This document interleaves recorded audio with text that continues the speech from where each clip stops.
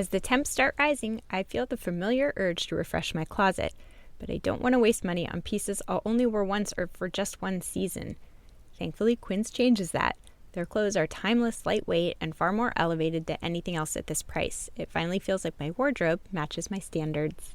The best part is that Quince only works with factories that use safe, ethical, and responsible manufacturing practices and premium fabrics and finishes, so you get to look good while feeling good. I'm pretty excited that I have upgraded my athleisure wardrobe for this summer. I bought a sweatshirt and a pair of wide-leg flow pants that are two of the softest items I own, and I plan to live in them. So join me in giving your summer closet an upgrade with Quince. Go to quince.com/POTC for free shipping on your order and 365-day returns. That's QUINCE.com/POTC to get free shipping and 365-day returns. Quince.com/POTC. It feels like trying to protect them from whatever being in the quote unquote wrong body is. And by doing that, accidentally, we put conditions on our love we feel for this kid. And with those conversations, over time, the message gets repeated. We don't judge bodies. We don't think some bodies are good and some bodies are bad. I don't shame my own body because I wouldn't shame someone else's body because that's not what's important here. That was Amee Severson and Sumner Brooks on Psychologists Off the Clock.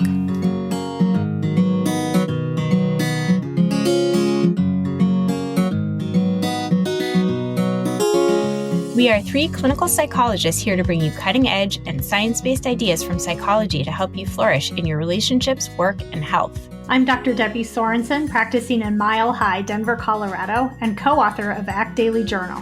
I'm Dr. Yael Schoenbrunn, a Boston-based clinical psychologist, assistant professor at Brown University, and author of the upcoming book, Work, Parent, Thrive. And from sunny San Diego, I'm Dr. Jill Stoddard, author of Be Mighty and the Big Book of ACT Metaphors. We hope you take what you learn here to build a rich and meaningful life. Thank you for listening to Psychologists Off the Clock. Psychologists Off the Clock is proud to be partnered with Praxis Continuing Education. Praxis is the premier provider of evidence-based training for mental health professionals. And here at Psychologists Off the Clock, we are huge fans of Praxis. One of the things I love most about Praxis is they offer both live and on-demand courses. So if you're really looking for that live interaction with other people who are taking the course, you can get that. Or if you have a busy schedule and you need something that you can just kind of click onto whenever you have time, they offer that as well. And every course I have ever taken from Praxis has really been of such value to me. I get questions a lot from clinicians who are looking for ACT training or other types of trainings, and Praxis is my go-to place that I send people no matter what level they are, because they have really good beginner trainings for people who have no experience. And they also have terrific advanced trainings on different topics and just people who want to keep building their skills. You can go to our website and get a coupon for the live trainings by going to our offers page at offtheclockpsych.com/sponsors, and we'll hope to see you there. I'm here with Debbie to introduce today's episode with Amee Severson and Sumner Brooks, and we are talking today about the topic of intuitive eating and how to raise intuitive eaters. And I just want to start this episode by acknowledging that this can tend to be a bit of a controversial, sort of touchy subject. And there can be a lot of different opinions, a lot of strong opinions. And I think I just want to share what I really took away from this that has been the most helpful for me is really recognizing whether you go full on intuitive eating and follow all of the different steps, or whether you borrow bits and pieces from it to try to help your kids have a healthier relationship with food and their body. What I think really strikes me most is the more we try to exert control over our kids' diets, the more that can tend to backfire. And that for me, what I've really been trying to practice doing more of is just letting go a little bit and trusting them to make their own decisions, to trust their own bodies when their body says they're full or their body says they're hungry, irrespective of what time it is or whether we're going to have dinner in just an hour. And I just want to acknowledge that it is not easy. it is not easy. And Debbie, you and I were talking about how you had an experience related to this, kind of like when you let your kids choose their food, how that can be stressful. Oh, yeah. I mean, it's just so hard. And I think I can so relate to this, just how hard it is in my own life. I think, I have 2 daughters and they're approaching their tweens and teens. And so I'm very concerned about just helping them have a healthy body image and a healthy relationship. Food is really important to me, but I really struggle sometimes with how to handle it and how to respond. And I have so much of my own fear around it, which I'm sure is deeply embedded in my own history. But just as an example, they went to a birthday party recently and I stuck around at the party to kind of help out a little bit. And I watched as they sat there and they had multiple pieces of pizza. They had soda that they kept refilling and they had multiple sodas and they had multiple pieces of cake. Both of my kids did. And I didn't say anything. I know better than to, and all the kids were doing it. I was not going to say anything to them, but internally I was just sitting there freaking out a little bit about the amount of sugar and all that. So we don't normally keep soda in the house. And so I'm sitting there thinking like, oh, they're having so much sugar. And I noticed even the next day, I was really a little overkill with the vegetables. I think I was almost trying to like undo it a little, which is, you're like secretly controlling their eating without them knowing it. Yeah. And it's like, I mean, on the one hand, it's just like, I mean, I think I really resonate with this idea of control and just how diet culture is so sneaky and pervasive. I mean, I just think that I over time, I'm more aware of this in my own life, just the cultural attitude around diet culture and fat shaming and how it's so subtle. And I think even sometimes it's really packaged as like healthy and wellness. And Right. It seems so good for everyone to be, eating the kale and taking really good care of your fitness and your health. I think as an adult woman, it's like, that's just all around us. And it looks like a healthy message, but there really is such an underlying kind of toxic message around, fat shaming and stigma around certain kinds of bodies. And you have to look a particular way. It's just very insidious. And I think over time, I've just become more and more aware of it. It's very eye-opening, I think, when you start to pay attention to it. Right. I mean, I think even a lot of the misinformation that's out there, there's an assumption that, body size or BMI is directly and linearly related to all health outcomes. And it turns out that's not entirely true. And we talk quite a bit about that in the episode. And, I ask Amee and Sumner some of the difficult questions, but there was so much to unpack. We didn't get to half the questions that I wanted to ask. And I'm hoping we maybe can even invite them back. So if, for listeners right now, as you're listening to the episode, if your questions are getting triggered, if you find yourself saying, yeah, but, I would love to invite you to reach out to us. You can email us at offtheclockpsych@gmail.com. And if we get enough questions, I'd love to invite Sumner and Amee back. So, we can all kind of learn together how to try to fight diet culture, help our kids have healthy relationships with their body and food. So we hope you enjoy this episode. Hey everybody, it's Jill here, and I am so excited about my guests today. I have Sumner Brooks and Amee Severson here to talk about their book, How to Raise an Intuitive Eater. And this is a topic that is near and dear to my heart, so I've been really looking forward to this interview. Sumner Brooks is a mom and licensed registered dietitian nutritionist based in Oregon who has spent over 13 years working in the field of nutrition and eating disorders. Her experience includes providing nutrition therapy for adolescents and adults, public speaking, and pursuing advanced training in trauma-informed, weight-inclusive healthcare. She is also the founder of the online training platform, Eating Disorder Registered Dietitians and Professionals. Amee Severson is a registered dietitian in the Washington state with a private practice outside of Seattle. Amee specializes in eating disorder recovery, healing, and preserving food-body relationships, and focuses on gender-inclusive and LGBTQ+ affirming care.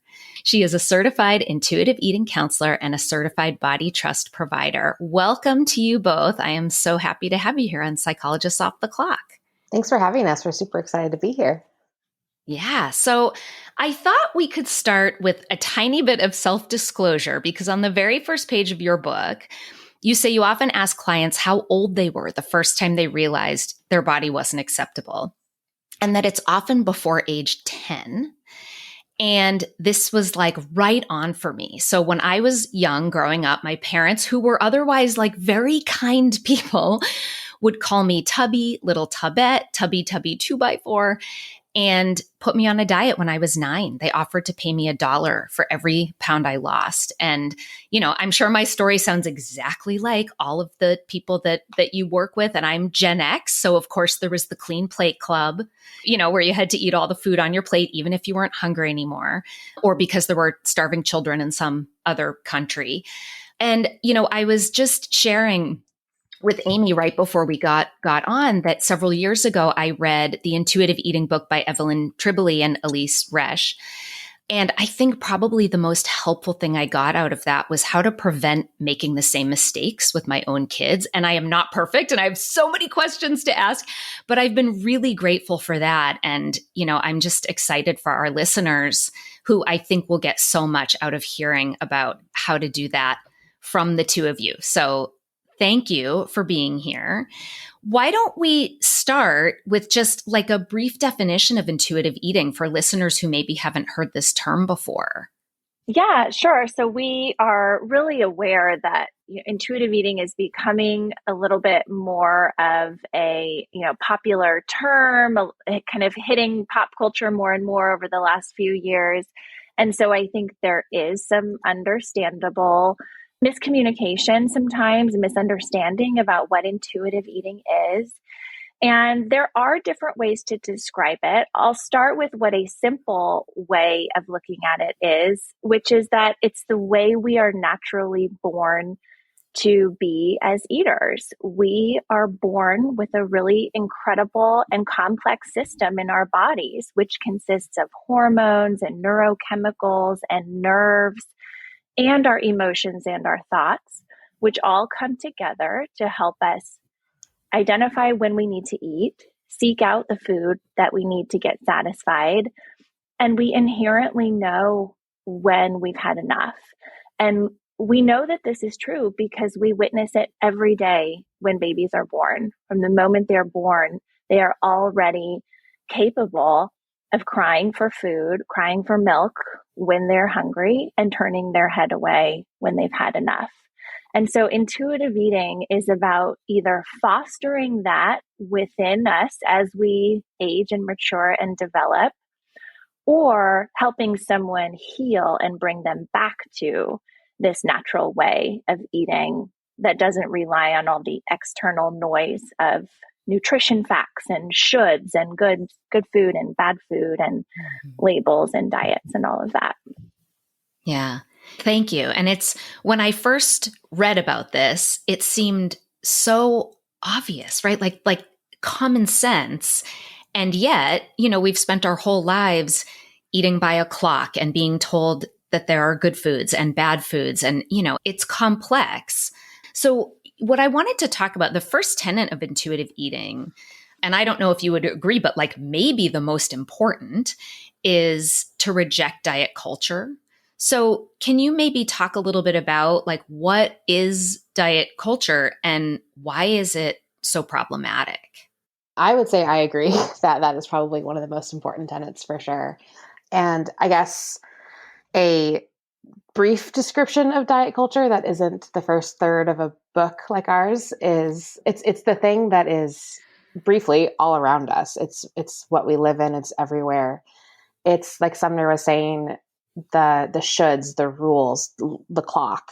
It's the rules that tell us we need to choose food based on our body size or the goals we have for our body size, or even the goals we have for our health, or we have for expectations of what is right and wrong, good and bad, okay and not okay in those circumstances. It's the thing that takes us out of our body, takes us out of our own instincts that we have, and makes those decisions for us. And it is everywhere. We are mired in it day after day. Yeah. Well, and I think there are some obvious places in terms of the media, for example. But I think part of where this becomes really challenging is it's even our own doctors, right? Like, I've had physicians, I've gone to the doctor for like a sore throat, strep throat to get medicine or an ear infection and been lectured to about exercising. I had one doctor say, I'm a physician and I'm a mom. If I can find time to exercise, so can you. In this like very shamey way. I had another doctor say, well, you just have to go vegan and stick with it for 30 days. And I was like, oh, that's going to solve 30 years of a complex interplay of psychology and culture and society and genes and everything else. Thank you so much. It's like when you have anxiety and someone says, just relax. Well, that's really helpful. So, we're not just fighting against these ideal body messages out there in the media, entertainment, culture, but it's like our very own doctors. And I was really surprised by some of the research you guys cite that, that like it's so fat phobic to think like, oh, well, if your body is bigger, there's a linear relationship between the size of your body and the likelihood you're going to die early. And that's absolutely not true. So can you maybe like bust some of the myths around body size? One of the things I love that you're pointing out, Jill, is, because we're swimming in this diet culture, it's hard for people, especially in the beginning, to really see that, diet culture isn't just this one thing that when we hear about diets and we hear about food rules that like we need to shut that down. That's not diet culture. Diet culture is actually this confluence of really, really influential factors that bring us to this like socially constructed way of thinking about food and body. And those factors are, like you said, the medical industrial complex that, has been on really a track of getting us to diet culture and the thin ideal for hundreds of years. It's also the wellness industry. It's the beauty and the fashion industry and the nutrition and the parenting, right? So it's this layer upon layer and everything kind of meets in the middle. And there's all these sort of like social agreements about the thin ideal and that thinner equals healthier and that thinner equals more beautiful or more attractive. And there's all of these messages that we get from diet culture. And one of the biggest things that we are learning very early and that we are continuing to perpetuate for kids is that body size is indicative of health or disease risk. And just like you said, because some of that messaging comes from our trusted medical community, we have a very, very difficult time of challenging those beliefs. But that is a really big part of breaking down diet culture and rejecting it to bring it back to intuitive eating.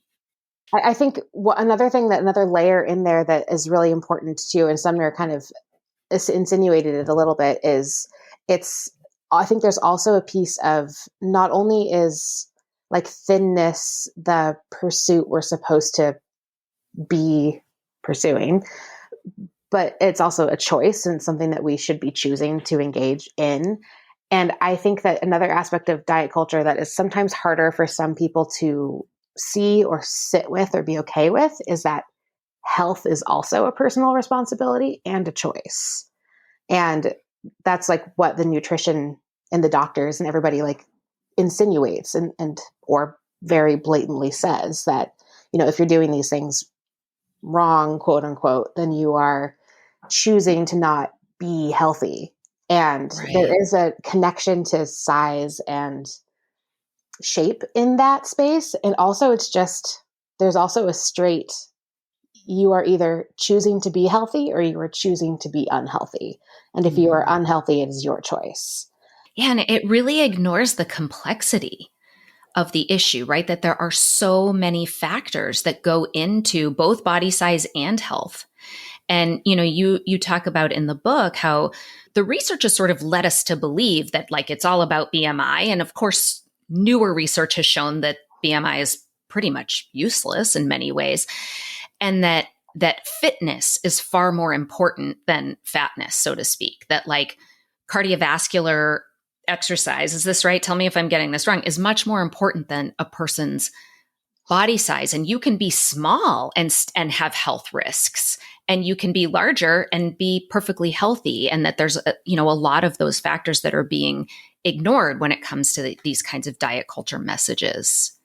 Yeah, I think when you're looking at, data around medical risk, morbidity, and mortality, we definitely have very strong evidence to support that body size does not predict those outcomes.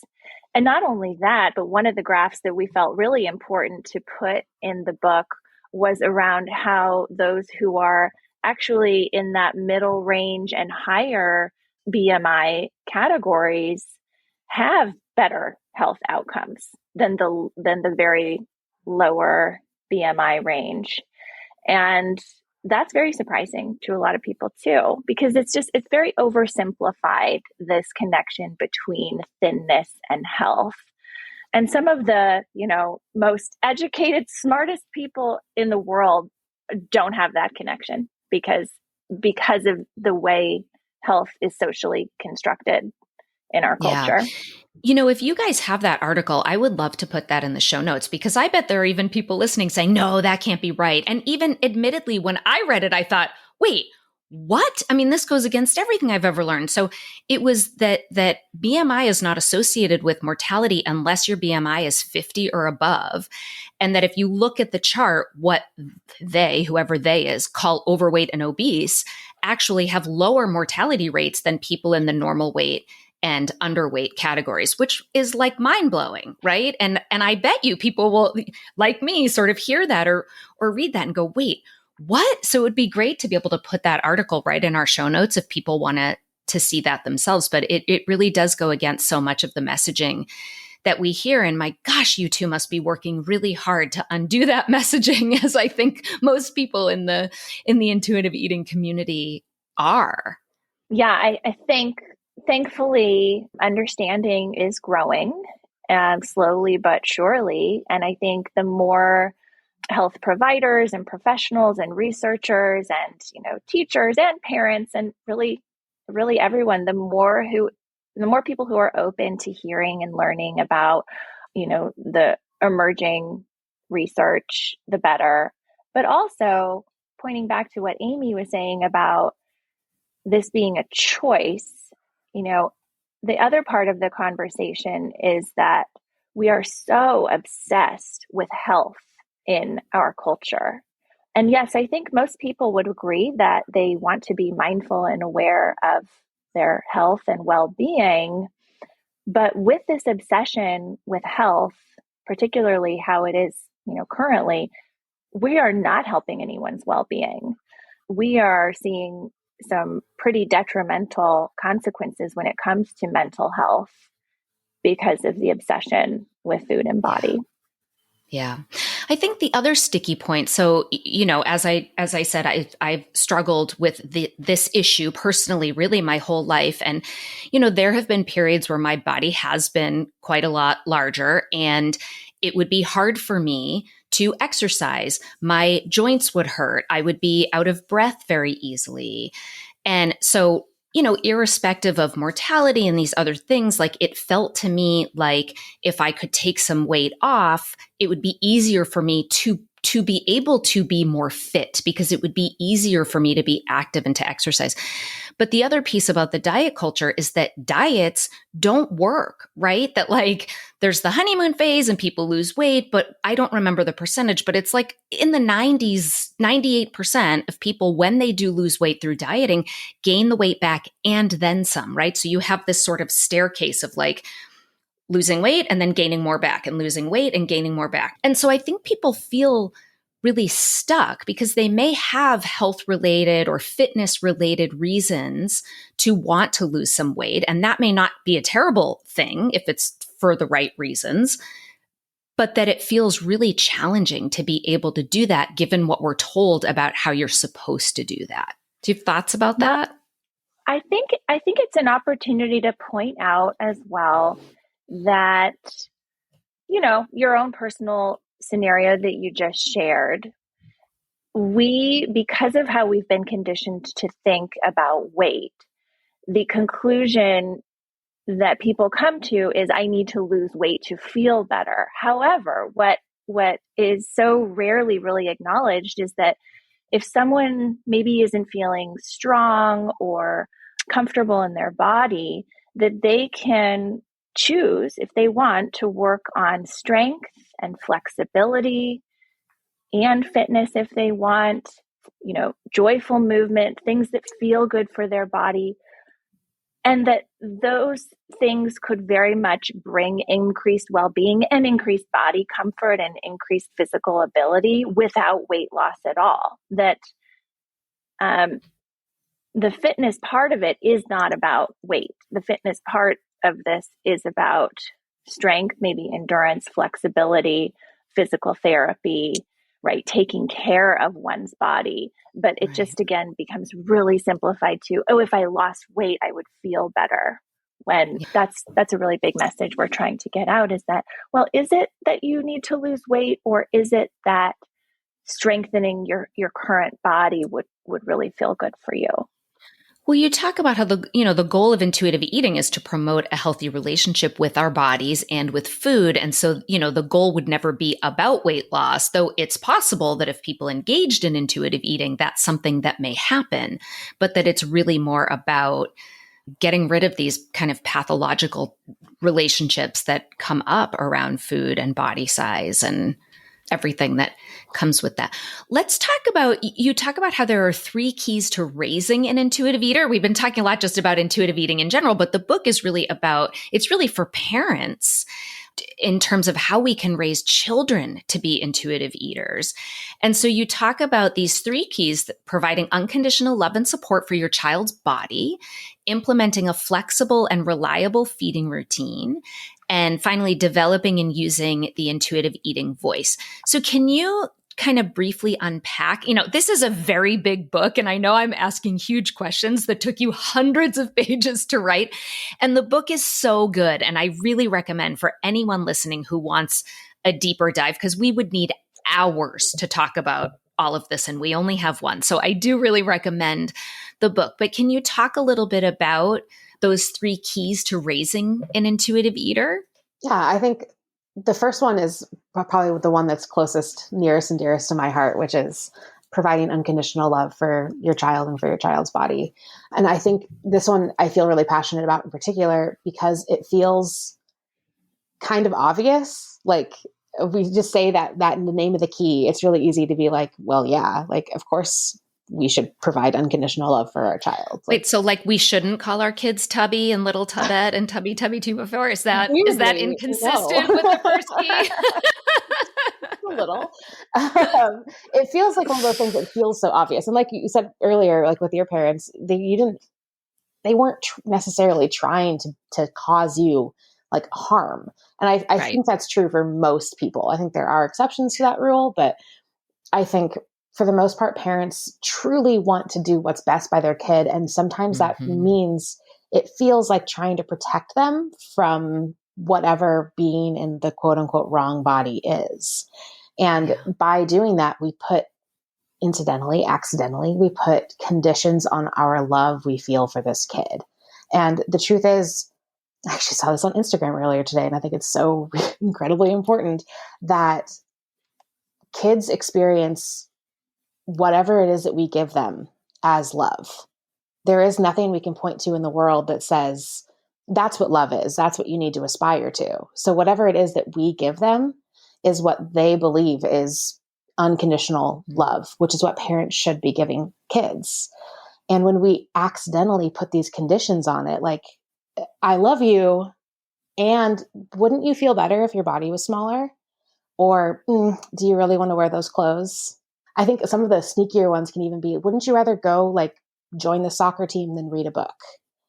Do you really want to have another cookie? These little conditions, we accidentally put those on there, and kids start to recognize that as not only the love that they're going to receive from other people, but the love that they're allowed to give themselves. So in addition to not saying these kinds of harmful things that are not, the unconditional love and acceptance of the kid's body, should we even be talking about bodies at all? Should we be saying like, wow, look how strong your legs are that you were able to run up that hill without stopping, like focusing on the things your body does? Or like, should we just not be talking about bodies? I think because there's so much talk about bodies no matter what we do. It's everywhere. It's like diet culture. It's going to be encountered at some point.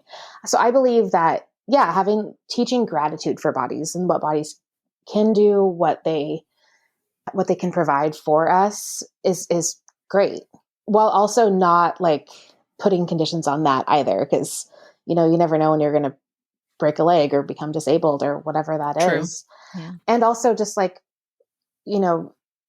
providing love for the body as it is your meat suit. It's the thing that it carries your soul through the world. It's the thing, like, we love it because of that. Like, who cares what it looks like or what it can truly do? I love it because it's you. And I love that everything about it represents who you are. My kids always make fun of me for having a flat butt.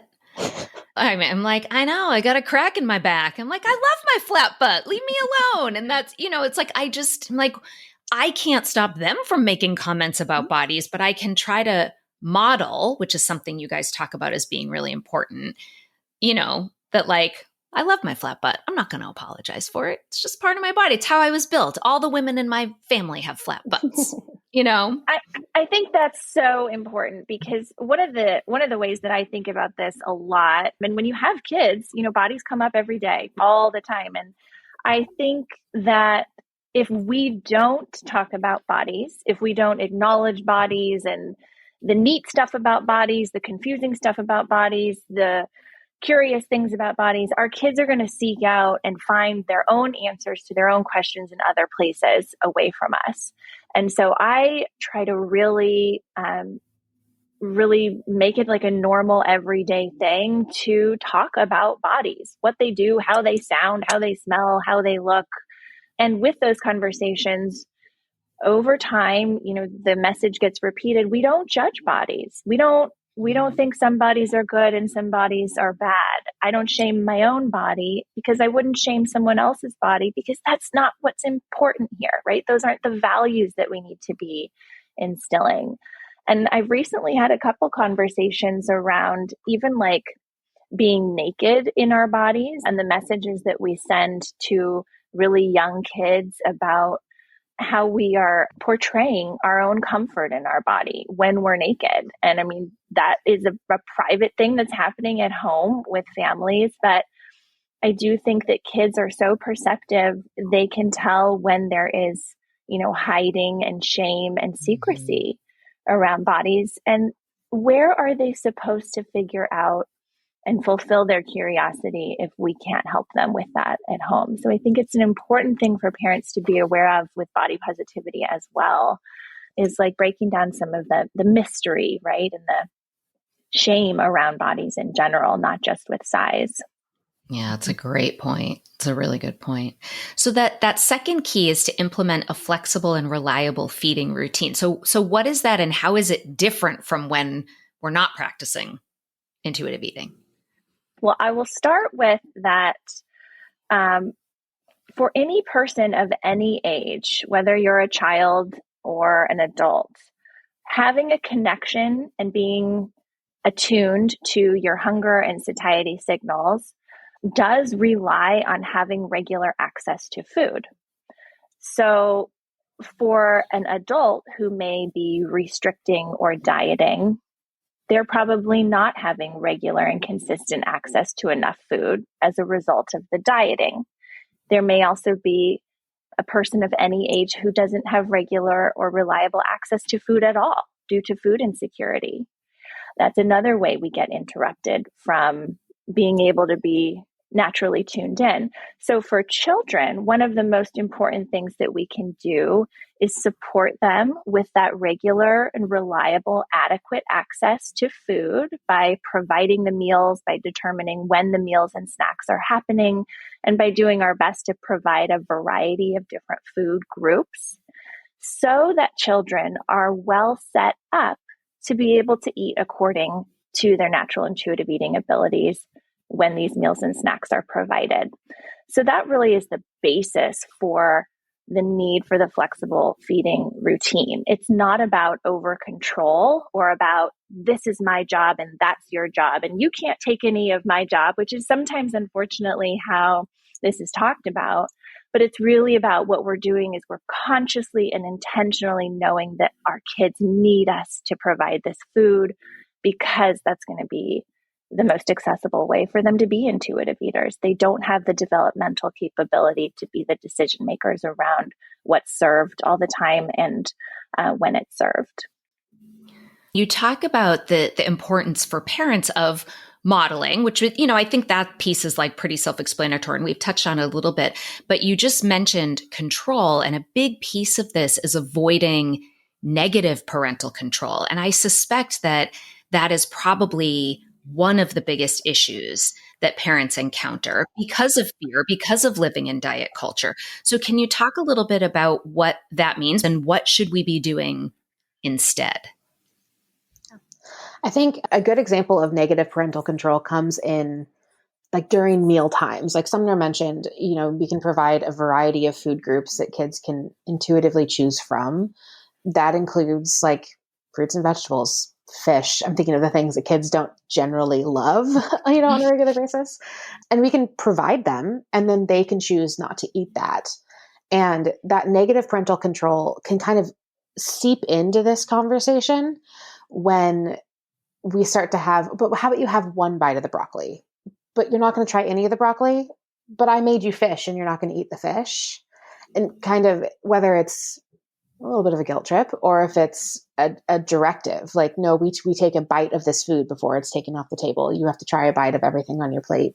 You can't have dessert unless you eat bingo. This, that, or the other. Yeah. Mm-hmm. All these things that we do, again, in that attempt to be as helpful as we can is, in the same way we do it. I know parents see this in every way with kids because I know I see it so often in so many different ways with my kid. When we try to over control is when they're like, excuse me, like you're telling me what to do. I'm going to do the opposite now. And that extends to food, when you tell your kid to just put the broccoli in your mouth and eat it. It's that psychological reactance, right? Which there's a whole lot of research on. We all and even as adults, you tell me what to do, I'm going to dig my dang heels in and do exactly the opposite. 100%. And that's a really big way that it really seeps in because it feels urgent. It feels like, no, you need to eat a vegetable. Like you haven't had a vegetable in days. Like I think my kid is at a point right now where she eats peas. I think that might be the only vegetable she is willing to eat right now. So what do you say to parents who say, okay, but if I just let my kids eat only the things they liked, they would eat processed bags of chips and chocolate every minute of every day for years on end. And my pediatrician told me they have to have more vegetables and da-da-da.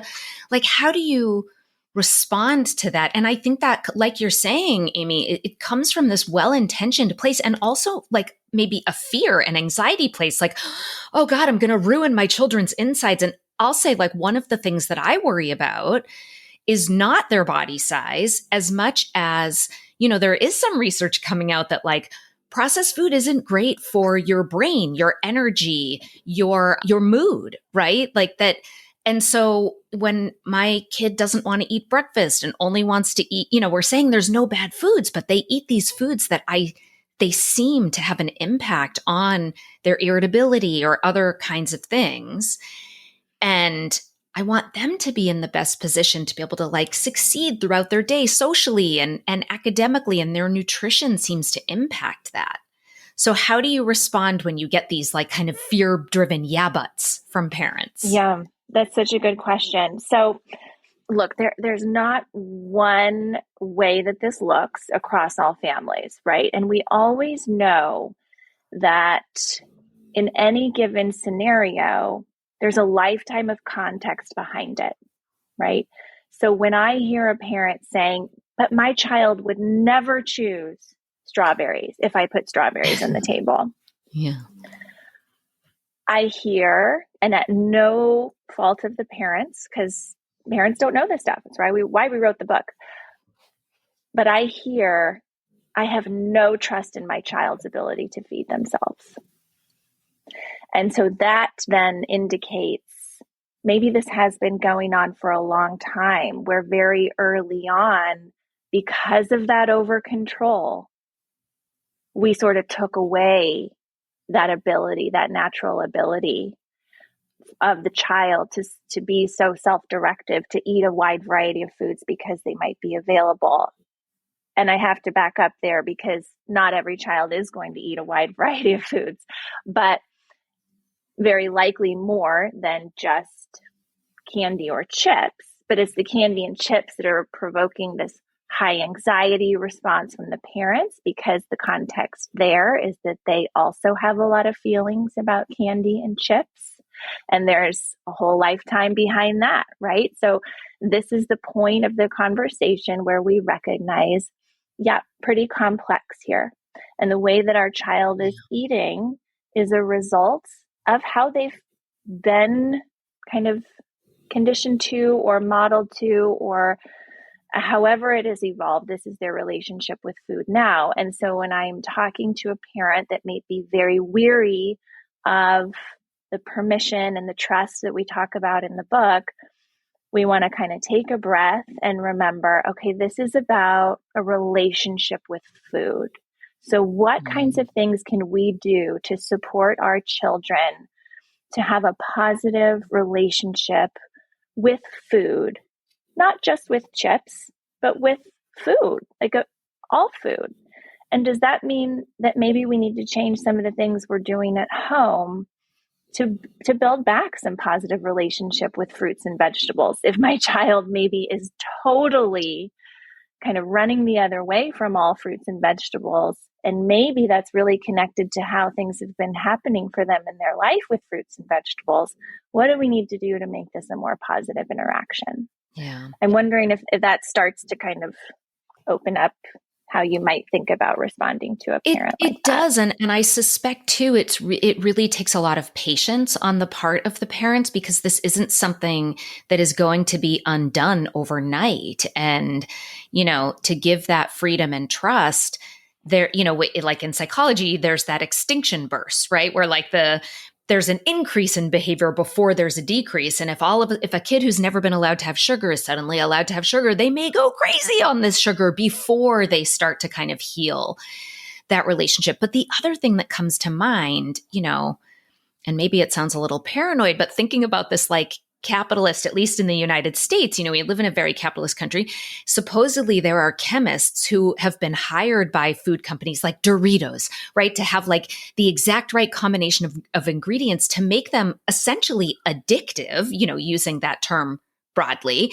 Sugar, same thing. So I think there's fear there, but it's like, but the more I let them eat it, the more they're going to want to eat it. And like, what if that just never stops? And so what you're saying is like, trust that at some point they're probably not going to feel naturally very good if this is all they're eating. And as long as they have a variety of other kinds of food available, over time, they'll gravitate toward a variety of chips and chocolate, in addition to fruits and vegetables and proteins and grains, and to like trust that that will happen over time as long as it's made available to them in a reliable way. Well, I think trust is definitely one part of it. And another part is also like the relational aspect of feeding, and that like food is not just food without humans attached on either end of it, right? What's happening with food is what's happening at the table amongst family members. What's happening with food is how involved is your child in, the menu or the cooking or the shopping or, these experiences with food. And I love knowing that this book is available for people who maybe have babies or are pregnant and can kind of start this from the beginning, because it is true that after years and years of over control, your child has developed some core beliefs about food. And that is a really hard place to be when parents see that and they see, okay, we're going to have to turn this ship over time. Right. And there's like no delete button when it comes to learning. There's no unlearning. There's only new learning. And that can take time. Mm-hmm. And especially, I think about this has been a little bit of a challenge between my husband and me because, I have read the original intuitive eating book and now I have read How to Raise an Intuitive Eater and he hasn't. And it's difficult for me to try to be practicing this with myself and my kids while also trying to teach him, so I'm going to make him listen to this podcast episode, but there's no way I'm going to get him to read two big giant books. And so that feels a bit like an uphill battle too, because if you're in a 2-parent home, you both have to be on board. Yeah, it's like a lot of other mental health topics, right? There's not quick fixes. These are big issues that definitely take aligned caregiving to be most successful. And I do think it's important to communicate with the other influential caregivers about, what approach you want to take. Yeah. Did you have something you wanted to add, Amee? Yeah, I was going to say that fear that, we're going to eat one food forever. Like we're going to be, or only eat processed food or never have that big variety of fresh fruits and different things because of that addictive nature of these foods it's a very real fear. It's very common. I hear it a lot from a lot of people. And I think one of the things, intuitive eating, the book itself talks about this. We talk about this. The idea of actually eating that one food forever is unlikely. I, for one, eating Doritos exclusively sounds awful. Even eating Doritos and chocolate exclusively sounds awful. After a snack of that, I'm all right, now I'm ready for something else. I'm ready for anything other than Doritos and chocolate. And I think, like you said, with that extinction piece, there's going to be a big burst of wanting this food because they have access to this. And for kids, I think a really good example is the day after Christmas or the day after a birthday when they have 500 new toys and they are obsessed with them and, are in love with every single one of them. And then 2 weeks later, you could probably go through and donate half of them because they wouldn't even realize that they're gone because they just lost their excitement over it. And food is not much different. A lot of the addiction piece comes from the deprivation. And that's what a lot of science is starting to show is that it's not about the chemical makeup of the food itself that is addictive because it's truly not. It can't be addictive. It's something that we need.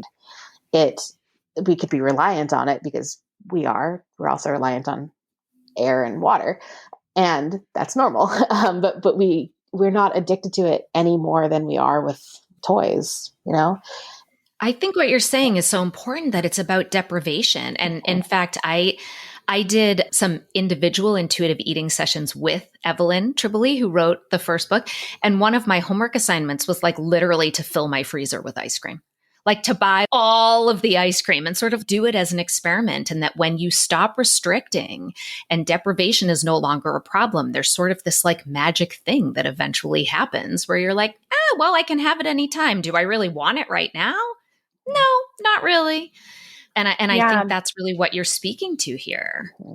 Our bodies want to stay in homeostasis, from a blood sugar perspective. And when you can stop being kind of sidelined by the problems with deprivation, like anyone who's been on diets knows that your thinking becomes consumed by your hunger, by the inadequate nutrition that you're getting, and by just cravings, right? Because the cravings are complex, but it's tied to our physiology. And when we can kind of disconnect from that deprivation and the thoughts that come up from that and really think about food and eating from a place of how do I want to feel? Am I satisfied? What will feel good for me? Then we get this opportunity to trust our body because we can remember, oh, I can check in with how I am feeling. And that gives me the answer of, do I need more chocolate or not whether or not I'm allowed to have it. And with kids, we don't have to teach them to check in necessarily. We can prompt a little bit, but it's not a cognitive process raising intuitive eaters. It's more of a fostering and allowing them to be led by their natural intuitive eating ability. Well, so there are 10 principles of intuitive eating. And we're not going to go through all of those. But again, I really recommend people do get the book, and they're all listed in there and then talked about in detail. But if, you just sort of alluded to this, Sumner, but one of the questions I kept having as I was reading is, if I want my kids to be more mindful about eating, or, I want them to think about, like, am I really hungry or am I just bored? Do I want something hot, cold, sweet, salty? Like, are there things I should be saying to get them to start thinking in that way? Or is this something we assume just kind of unfolds naturally if we're providing a variety of foods on a flexible and reliable feeding schedule? What are your thoughts on that?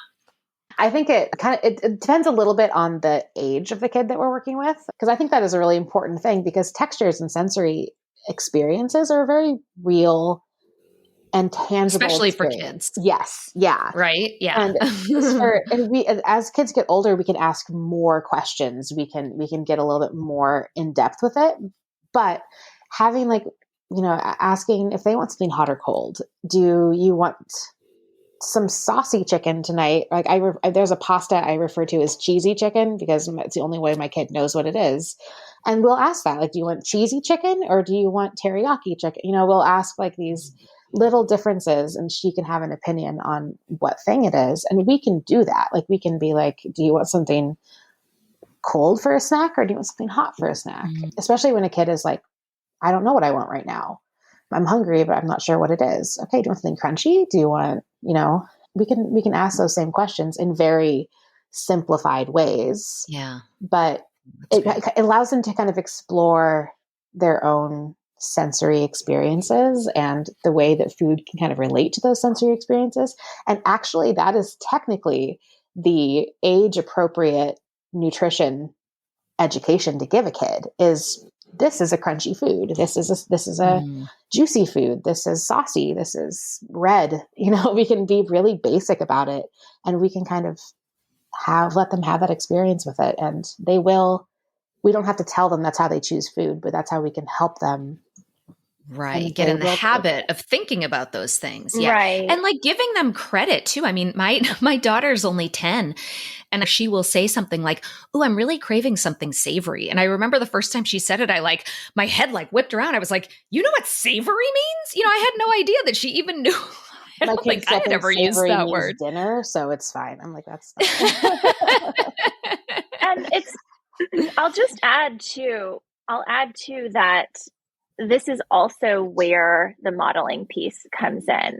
If we stop and think about the difference between a child who frequently hears things like, I can't have that, or I'm so bad for having that, or I'm going to have it because it's a cheat day, or I'm only eating keto this week.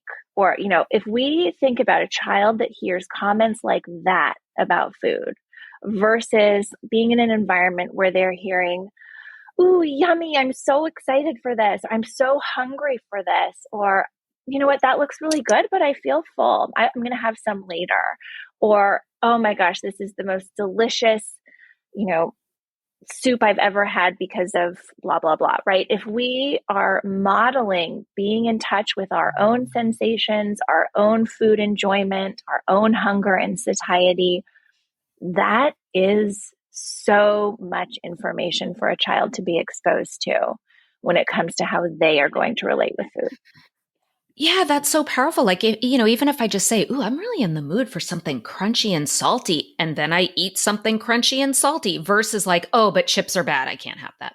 Right. That like, just in that one tiny little interaction, you're learning so much. Yeah. How often do we start to notice that Amee and I have daughters the same age, and they're just about eight-ish at this point. I mean, wow. At some point you just realize this child is like me in these moments where I'm like, they just do. They modeling. They're sponges. Is huge. And so sponges, yeah. I can imagine that a parent who reads intuitive eating and who might be very much, on their own journey might think, though, that it would be important to sit a child down and talk about, let's say, the 10 principles or hunger fullness number scale or something. And I think it's important to just state clearly that we don't need to do those things with That's kids, so especially helpful. younger kids. Yeah. Yeah, that's so helpful. Well, one of my favorite things about the book that I was surprised when I stumbled upon it is that you guys talk about acceptance and commitment therapy. And my co-host and I are all ACT therapists. We all use ACT in our own daily lives and are head over heels in love with this. And you talk about the importance of psychological flexibility in practicing intuitive eating and raising intuitive eaters. So can you talk a little bit about the role that mindfulness and values play in raising intuitive eaters? Absolutely. I'm also a huge fan of ACT, and I feel like it personally changed my life in a lot of ways. And the way that we kind of open readers up to it in the book is that whenever you are kind of on a journey towards behavior change of any kind, mindfulness is going to be an important part of that process, right? So mindfulness around noticing when diet thoughts are coming up, judgment is coming up, noticing our automatic responses to food requests or to our child's eating style. And if we can be more mindful and kind of exercise that mindfulness muscle, we'll be able to pause a little bit, reframe, settle into what matters most in these situations, and then decide how we want to respond to whatever is going on versus what many of us are doing, which is automatically reacting from a place of diet mentality. And that's a really big thing to do. And it's going to take some time for someone to even just get comfortable with the idea of how often diet mentality shows up. Yeah. Yeah. And I notice, my husband, like he's just never had issues in any of these domains in his life, partly because of the way he was raised. And I think also being male, it's become more of a problem for men recently. But, for him growing up, it was an issue. But I still hear those kinds of things coming out of his mouth without, like you said, with all the best intentions, but just you can just sort of hear the brainwashing. Like no matter your history, you can't escape this social culture that we all live in, and I think it takes a lot of practice to really be deliberate, to be intentional, and a piece of mindfulness really promotes that. Yeah. What about values? I think when it comes to values, it is about, you get to choose what your values are as a parent. Like, I think that is probably one of the things that we hold the most strong throughout this entire book. And this is something I hold with my clients every time they show up, is I can give you the facts. I can give you information. I can tell you the science, I guess. And also you get to choose what not only you do with that, but what you have to do in your own life. And so when it comes to like the diet culture thoughts that are in there, the way that we relate to them, and even how much we want to engage with intuitive eating or with diet culture or with wellness culture or any of that, we get to choose as individuals what that is and what that looks like for us and for our family. Like Sumner said earlier, there is no one way to do this. There is no, this is the script and this is the perfect meal, family, whatever. It's, what is this and how does it work with your life? And how do you want it to be? And I think it can be a whole long journey. You might want it to look this way for a while, and then you might change your mind and decide you want it to be different, or you might be more radical with it later on. And those are all perfectly fine things because it's your values, it's your life. You get to choose. It's your choice. Yep. Yeah. Right. We offer a lot of reflective kind of questions and journal prompts and things like that for parents at the end of many of the chapters to help them work through the difference between what diet culture has taught you to believe are your values versus what really matters to you and how you want to be raising your kids with food. Yeah.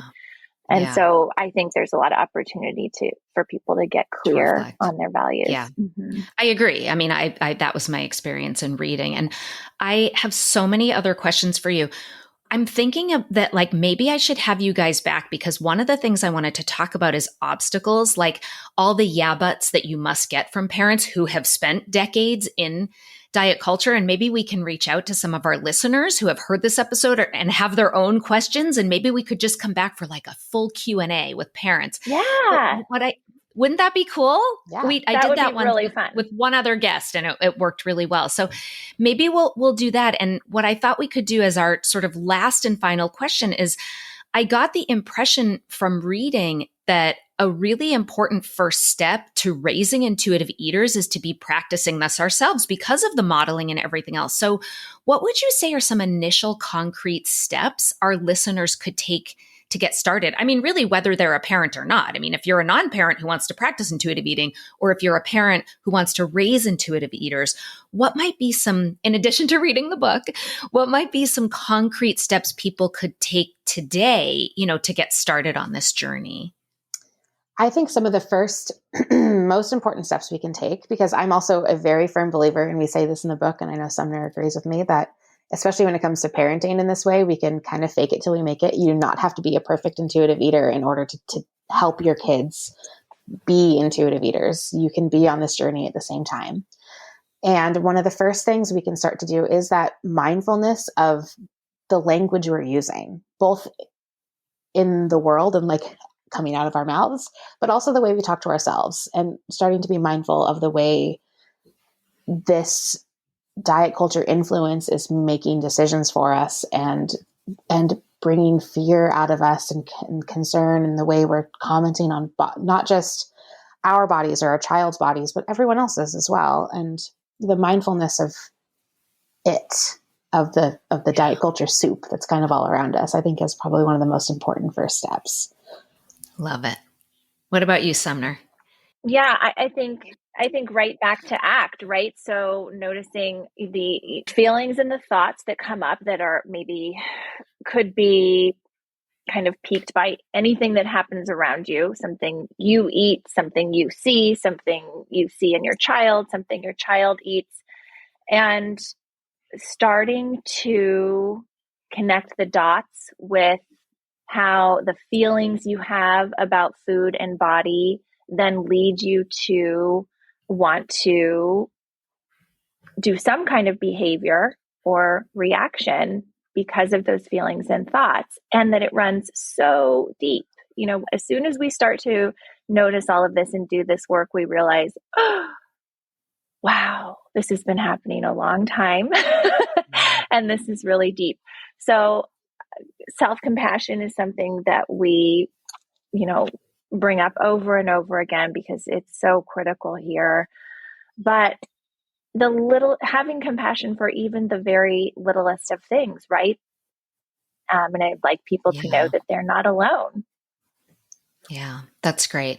Well, I think I was doing really well for quite a long time and not exerting negative parental control. And I think I've backslid a little bit in the last year or two. So that's what I'm going to commit to after our conversation today, is to really try to let go, like to, as you're saying, be mindful, like notice my own anxiety when I see my kids mowing 4 bags of chips and, try to make some shifts there. So this has been so incredibly helpful. Thank you so much for being here. Great. Thank you so much for having us. Thanks for having us. It was great talking to you. If you love to nerd out about books that offer wisdom on living well, join our Psychologist Off the Clock book club. We meet the second Thursday of each month at noon Eastern Standard Time in the U.S. In addition to the monthly book club meetings, you'll get a newsletter with tips, have the chance to meet some of our authors in person, and you'll get to vote on upcoming books that we'll discuss. To join, all you need to do is email us at offtheclockpsych@gmail.com with book club in the subject line, or you can link to us through the offers and events page at offtheclockpsych.com. We hope you join us for some book love and fun.